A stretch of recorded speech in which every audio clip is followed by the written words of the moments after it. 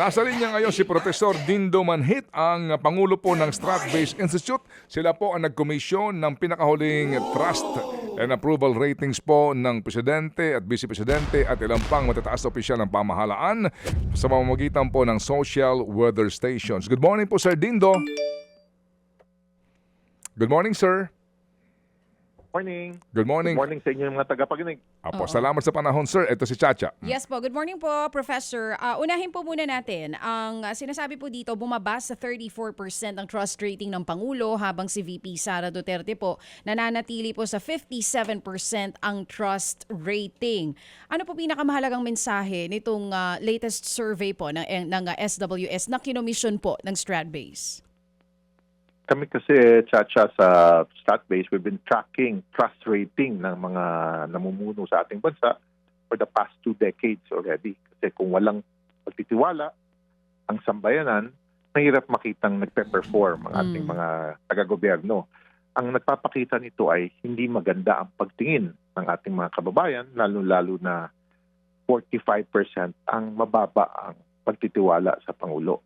At ito ay, feeling ko, ang roots nito ay yung talagang kahirapan ng buhay ngayon. Mataas ang presyo ng bilihin, ang trabaho ay kulang para sa iba, ang kita or income hindi naman tumataas din.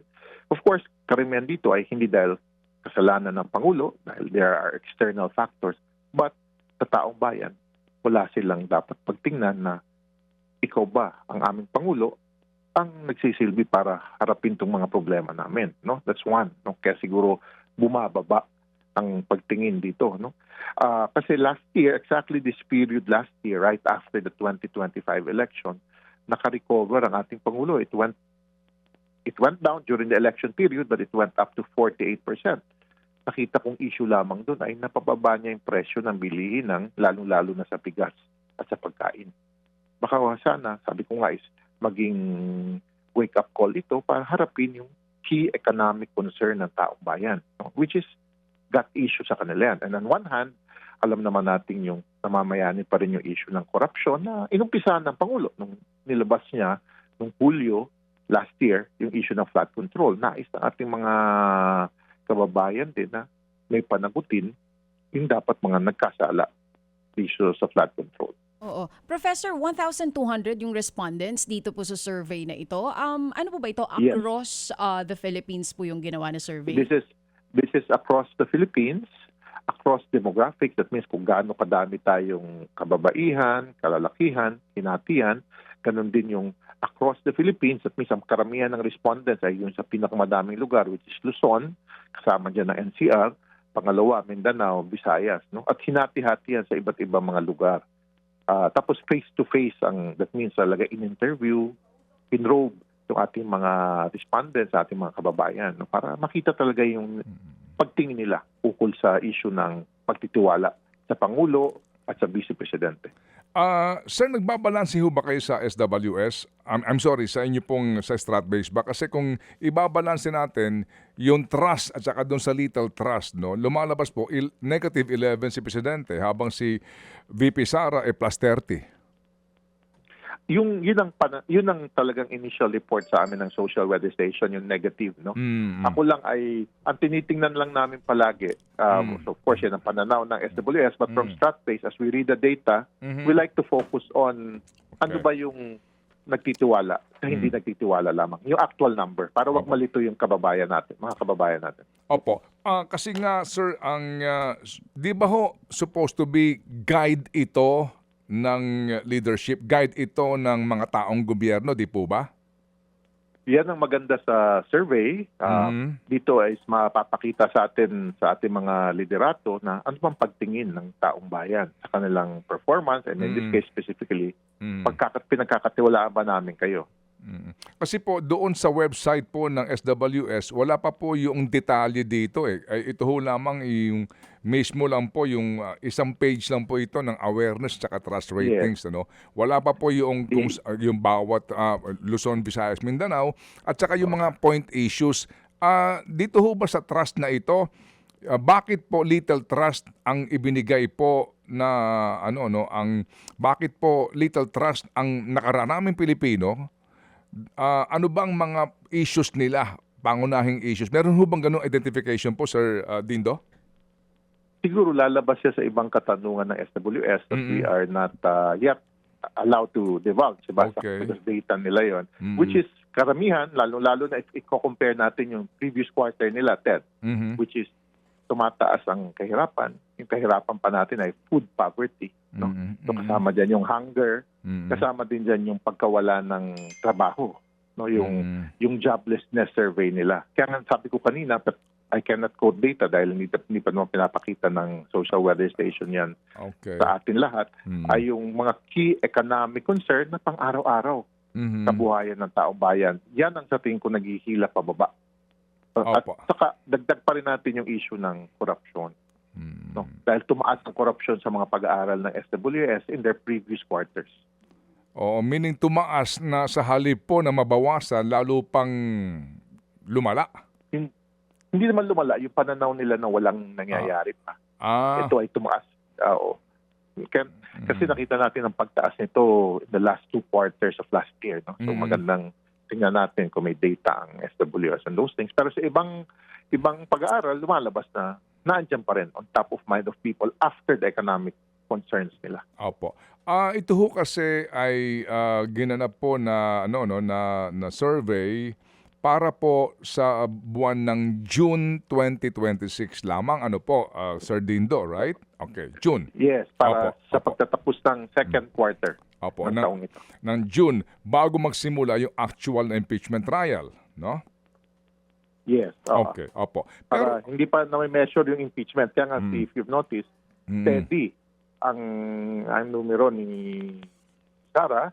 At siya ang steady, pero alam naman natin nung nag-umpisa rin yung initial hearing sa House of Representatives noong 2024, nakita natin ang pagbaba. Kaya naisa yung pakita yung 15, yung historical. Bumaba siya ng 2024 ng 15% nung iniimbestiga siya ng House of Representatives. So kung actual na mag-uumpisa na itong impeachment, magbabago or may epekto yan sa numero ng ating Vice Presidente. Okay, so pero kumbaga, kahit na bumaba siya, pero hindi pa siya nasasadlak sa negative, no? Hindi pa. Doon sa net trust rating na binabanggit mo. Opo, hindi pa siya bumabagsak nga doon sa pag binalansi mo, nagne-negative. As a social scientist, Sir Dindo, paano natin ito dapat pong isipin na si VP Sara, mataas pa rin ang kanyang trust ratings kahit na yung mga nagdaang mga ilang survey firms naman nagsasabi na halos 74% ng mga Pilipino gusto na humarap siya sa impeachment trial. Pero may relasyon yan. Kasi kahit kami, through social weather station, Ted, a year ago, nasa 80% din kami nun. Nang gusto. Kasi ang ibig sabihin nun ay, ang tingin ng taong bayan, kailangan harapin ang mga akusasyon laban kay VP Sara ni Sara mismo. This was, we remember, a year ago, ito dapat yung mag-uumpisa ng hearing. Ngayon, hindi namin pinag-aralan yan kasi may iba na nag-aaral ng mga bagay na yan. Ngunit, ako'y naniniwala na may ganong sektor ng ating lipunan, naniniwala na harapin, depensahan kung kailangan niya depensahan, pero dapat yung panagutin kung kailangan panagutin siya. Kasi yung nakikita namin, yung undecided side yung itatawag nating distrust kay, or little trust kay VP Sara, yung 27%. May pag-aaral kami sa ibang buwan yon at hindi through social weather station. Ang 27% distrust sa kanya ay na maaring nauugat sa impeachment issues against her, especially on the corruption. Okay. Sige sir, so ikanin nyo, ito ho ay guide para ho sa mga nanunungkulan. Yeah. Opo. Pero sir, kasi ngayon magsusona si Presidente, di po ba? Ngayong Monday. And ito hong survey ninyo ay ginawa nito pong last week halos ng June. Ako naniniwala ang marami na may sarili ho namang survey ang Malacanang, di ba? Kasi nga they can really afford it, no? To guide them also. Yes. itong mga paayuda ng presidente, itong mga ngayon, itong pagtataas ng nirereklamo ng employers sa sobrang taas, no? Na 85 pesos po ng dagdag sa minimum wage for NCR, ito ho ay mga resulta na ng mga survey na ito para ho magkaroon ng pogi points ika nga ang presidente? Yung ginamit mong salita, Ted, yung pogi points, no? Ang problem kasi sa pogi points, masosustain ba yan? No? Kasi mas mararamdaman ng tao at hindi siya magiging pogi points lamang, magiging tunay na tulong o tunay na pagbabago sa sitwasyon ng ating mga kababayan kung sustained itong mga efforts na to. But of course, may effect yan, lalo yung wages. No? Kasi ang hinahanap naman ng tao ay trabaho. Baka naman dahil sa wages, wage increase, mawalan ng trabaho. Yun ang problema rin natin. No? Kasi may mabawasan ng mga trabahador o may bawasan ng trabaho kasi nga tumaas ang wages. So, kailangan natin i-balance yan. Pero sa akin, pinaka-importante ay yung presyo ng bilihin. Opo. Yung inflation nga din po, na pangunahing issue. So ito pong SONA niya sa Monday, may effect ba ito sa eventually po sa mga masusunod po na survey? Sa usapin po ng, di ba, from the mahiya naman kayo, malamang magre-report siya kung sino mga nakakulong, napakulong, kaya mga iniimbestigahan, etc. Meron ho bang ganun yon na puntos ho naman sa mga sasabihin ng presidente dito ho sa usapin ng corruption particularly? We are hopeful na ang SONA ng Pangulo ay haharapin itong mga issue sa kanya at paano niya mapapalakas ulit yung tinatawag natin political capital, yung suporta ng taong bayan. Sabi ko, maganda yung pag-angat exactly a year ago, noong June 2025, nung hinarap nila yung issue ng presyo ng bilihin. Pero ngayon, dapat harapin ekonomiya at governance issue. No? Yan ang dapat harapin. At sana gamitin yung SONA para mailatag ng Pangulo. Nasaan ba tayo? Ano ba ang direksyon natin under his leadership? At tayo magtiwala ulit sa kanya. Okay, sige po. Kami po'y kasama ho ninyo sa mag-aantabay po, no? Dito sa SONA at yung kaninyo, no, yung dapat na maging galaw ng gobyerno para sa mga pangunahing concern ng ating mga kababayan. Salamat po, Sir Dindo. Yes, Ted. Salamat sa pagkakataong ito. Salamat po sa uulitin. Thank you. Professor Dindo Manhit ng Strat-Based Institute. Mga kapatid, patuloy po kayong tumutok sa 105.9 True FM para sa totoong balita, impormasyon, music and entertainment. Mag-subscribe sa aming YouTube channel at podcast at sundan nyo kami sa Facebook, Instagram, X at TikTok sa True Network PH. Bisitahin din po ang aming official website, truefm.ph. At panoorin din kami sa True TV Signal, Channel 19. Kami po ang 105.9 True FM. Laging true sa'yo, kapatid.